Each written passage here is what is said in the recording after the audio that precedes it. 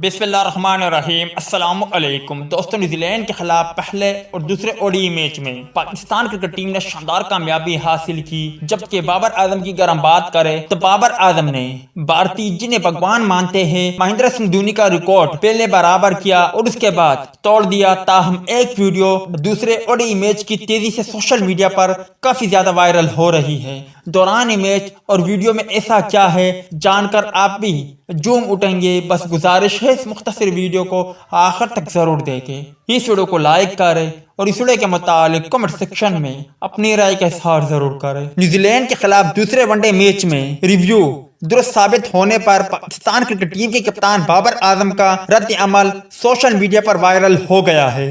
Match کے 47ویں over میں fast bowler Haris رؤف کی گیند نیوزی لینڈ کے کپتان ٹام لیتھم نے کھیلنے کی کوشش کی، تاہم گیند بیٹ کو قریب سے چھوتے ہوئے وکٹ کیپر محمد رضوان کے گلوز میں گئی۔ امپائر نے ناٹ آؤٹ قرار دیا، جس پر کپتان بابر اعظم نے ریویو لے لیا۔ ریویو میں فیصلہ پاکستان کے حق میں آیا اور اس موقع پر کپتان بابر اعظم کی خوشی دیدنی تھی۔ ان کے چہرے کے تاثرات پر مبنی ویڈیو سوشل میڈیا پر وائرل ہو گئی ہے، جس سے شائقین کرکٹ خوب پسند کر رہے ہیں۔ بابر اعظم کا یہ رد عمل دیکھ کر معلوم ہوتا ہے کہ انہیں بھی توقع نہیں تھی کہ ریویو کا فیصلہ پاکستان کے حق میں آ جائے گا۔ ٹام لیتھم اس میچ میں 98 رن پر بیٹنگ کر رہے تھے اور وہ اپنی سینچری مکمل نہ کر سکے۔